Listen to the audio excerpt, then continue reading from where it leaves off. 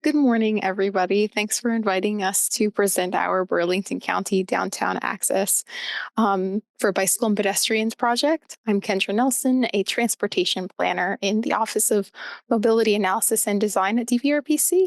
And my colleague, Mark, excuse me, who is also a transportation planner in our office, is the project manager. As a extremely abbreviated background to this project, our team was asked by Burlington County to coordinate with three municipalities, Evesham, Mansfield, and Mapleshade, to improve bicycle and pedestrian access conditions within those communities. So today, sorry, Mark, next slide. So today we're going to be talking about the community engagement process that we went through, the recommendations, as well as a LTS level of traffic stress tool that Mark created and that we prototyped for this particular project. Next slide. And next slide. For this project, we conducted two public engagement efforts, a issue identification survey and web map in the fall, and then a subsequent survey and survey in the spring to provide us with feedback on recommendations that we created based on those previously determined concerns.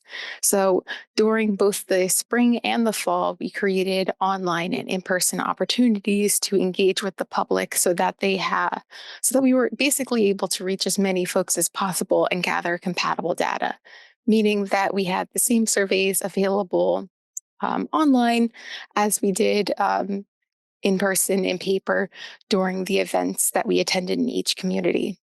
Hosting these in-person events were really great for us to ensure that we were hearing from potentially underrepresented individuals that may not have access to our online engagement.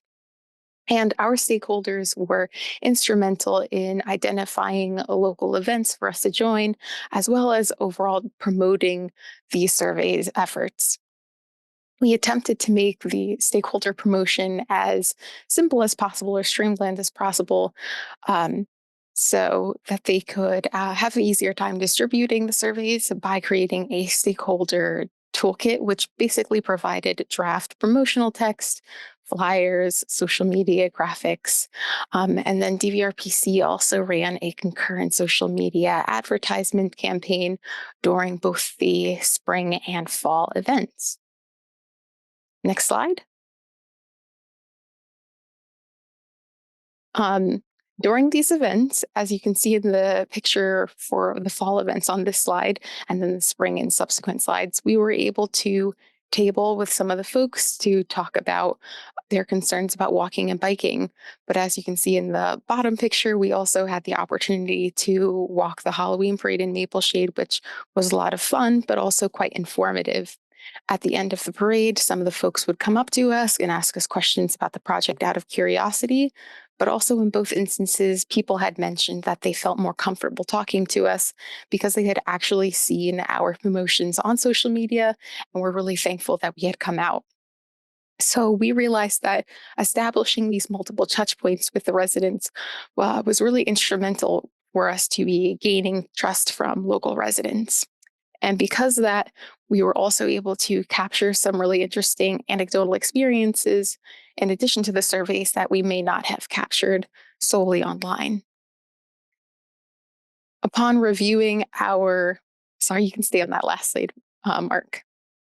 Upon reviewing our fall issue identification web map, which allowed respondents to identify a location of concern by transportation type, such as walking, biking, transit, we learned that most residents had concerns that involved a need for additional or improved bicycle and pedestrian facilities.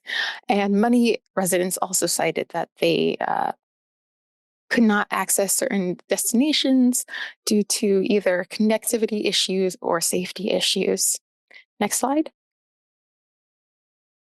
Then similar to that, what we heard in our web map, the respondents of that fall survey also mentioned that they wanted to see that improved sidewalk maintenance, street infrastructure, street furniture, bike lanes, off-street trails, and safer crossings. Next slide.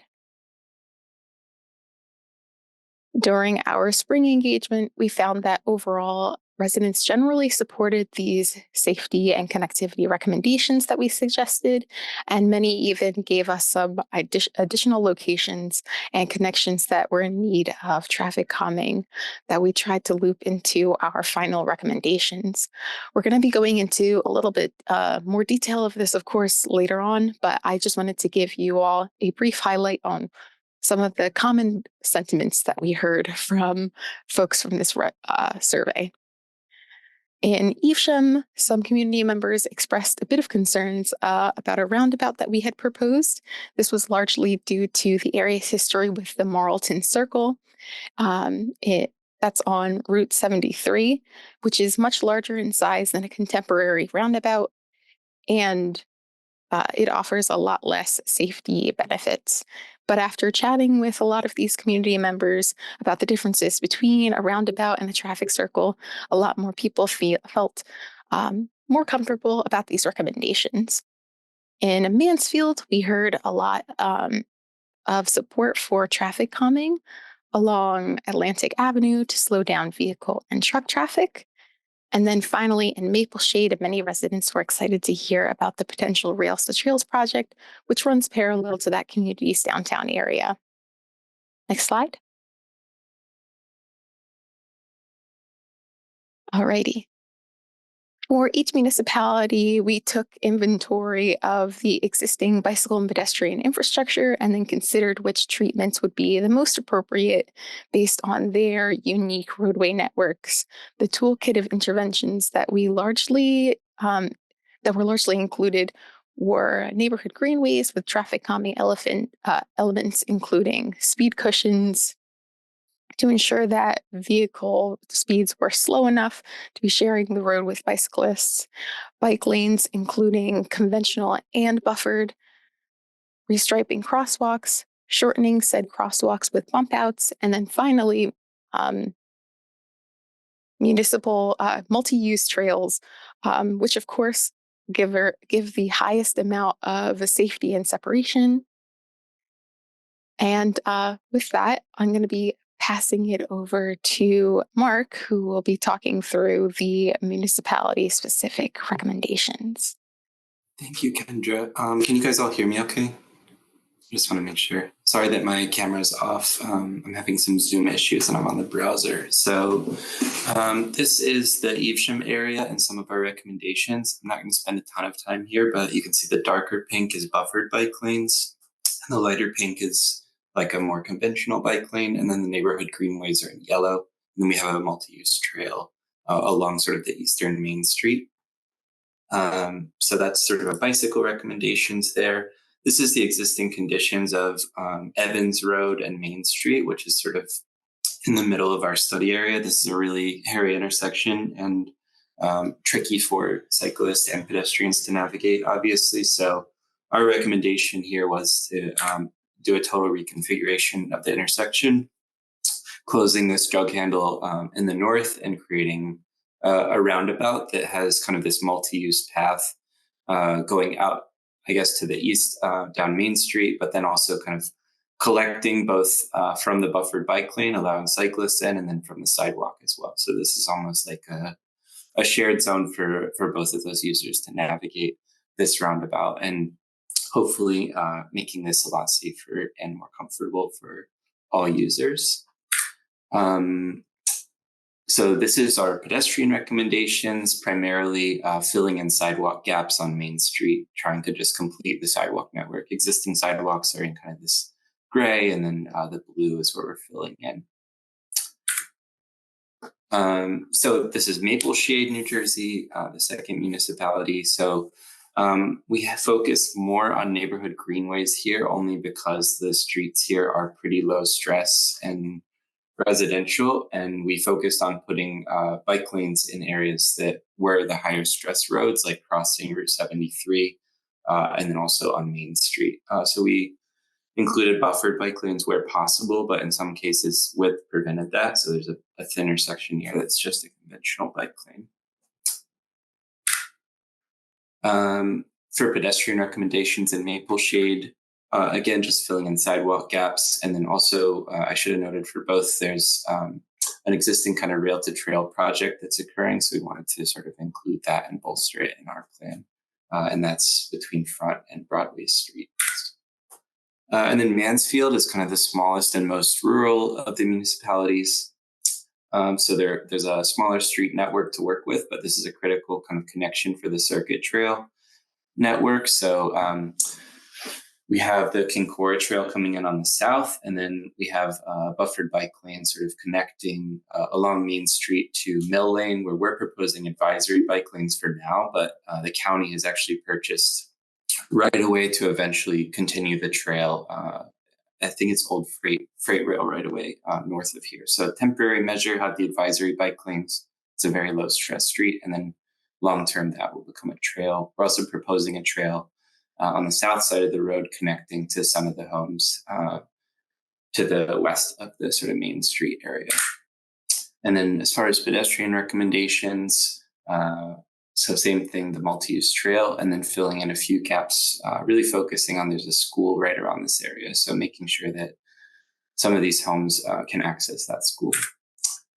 So those are our recommendations for the 3 municipalities. I ran through those pretty quickly because the next part of our presentation is presenting a new tool that we developed. And we kind of used this Burlington County project as a way to ground truth and test this tool. But the goal of this is basically to evaluate our connections, evaluate our bike lanes, and then prioritize them. So I'm going to quickly go over, I think most of you here are familiar with LTS, but very high level, it's just a way to rank all of the roads in an area. So the green you see on this map would be like the very lowest stress roads. These are like, low speed neighborhood streets. And then the yellow and red are like high speed arterials. So I'm going to quickly pop this open. This is just a table showing the same exact thing. 4 is really for like what we call strong and fearless riders, although I don't really think anyone enjoys riding on LTS 4 roads. Okay, so just to like demonstrate how this tool works, we have a yellow arterial road here. So this is LTS 3, and we have these little islands of residential areas. So with our tool, we're basically identifying these islands. So we're going to say, okay, there are 1, 2, 3, 4, 5 islands here.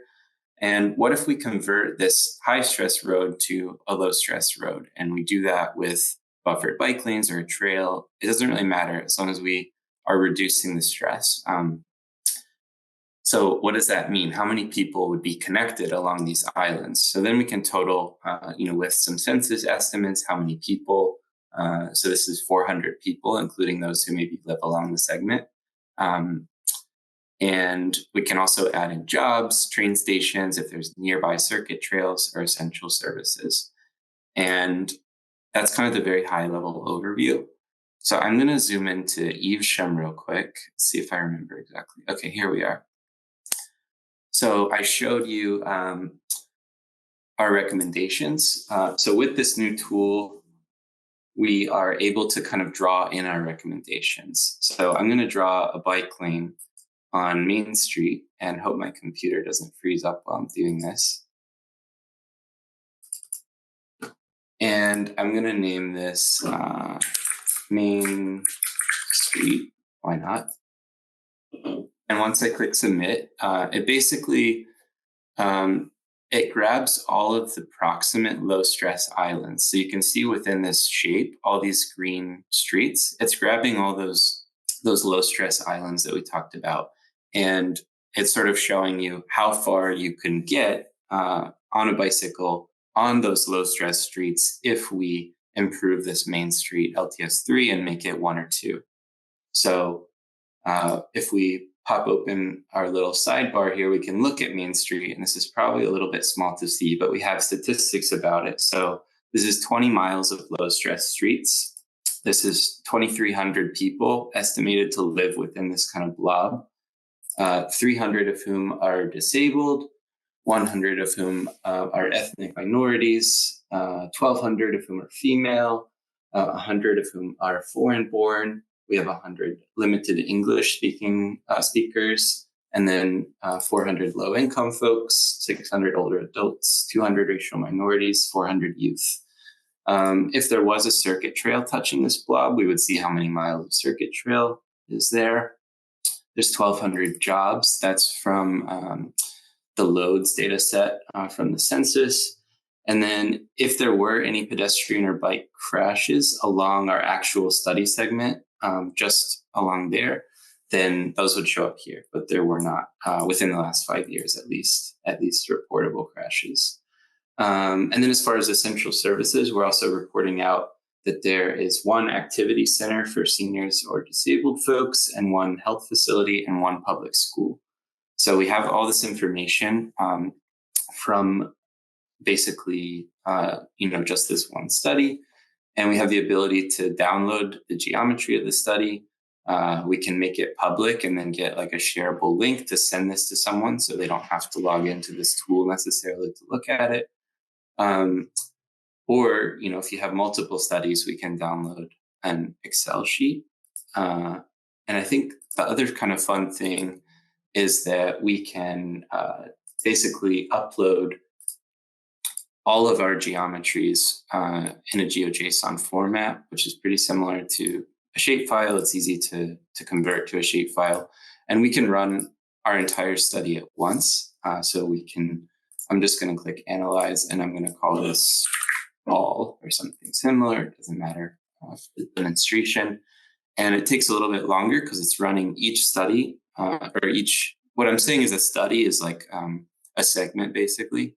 So it just ran each one. And now we have the first segment, which is this one. And then the second segment, which is here. And we have all the information about all of these studies. And then we can sort of prioritize and say, maybe this study connects more people. I think I can't remember exactly which one. One of these is like, and if I look at the CSV and open it up, I could easily kind of see or poke through here. But, one of these connects to the greatest number of people out of all 8 or 9 segments. So once you know that, then you can say, okay, well, maybe let's focus on this one first. And that's exactly what we did for this plan in Burlington County.